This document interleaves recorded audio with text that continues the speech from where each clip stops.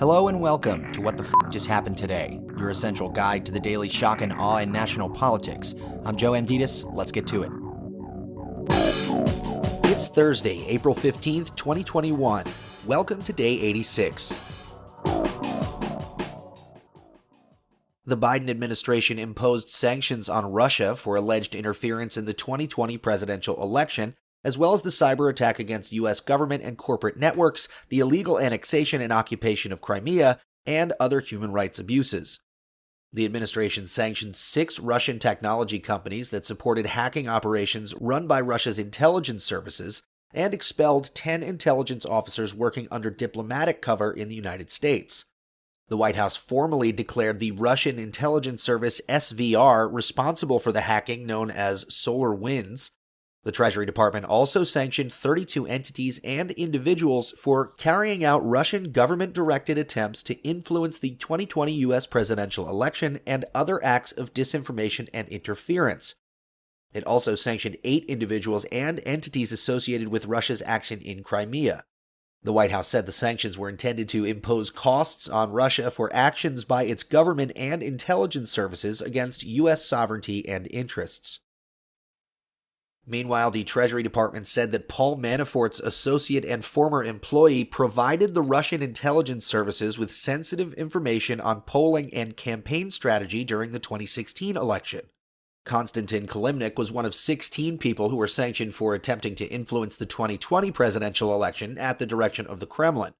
Kilimnik also sought to promote the narrative that Ukraine, not Russia, had interfered in the 2016 U.S. presidential election. This according to the Treasury Department's statement. The Senate Intelligence Committee's report on 2016 Russian election interference assessed that Kilimnik was a Russian intelligence officer who worked with Manafort as a lobbyist for the pro-Russia president of Ukraine. Manafort was, of course, Trump's campaign manager.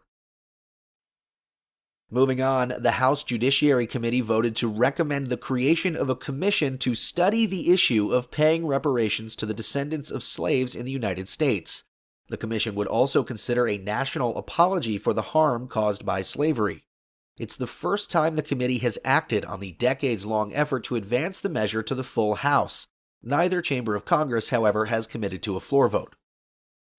Meanwhile, the House Committee on Oversight and Reform advanced legislation that would make D.C. the 51st state.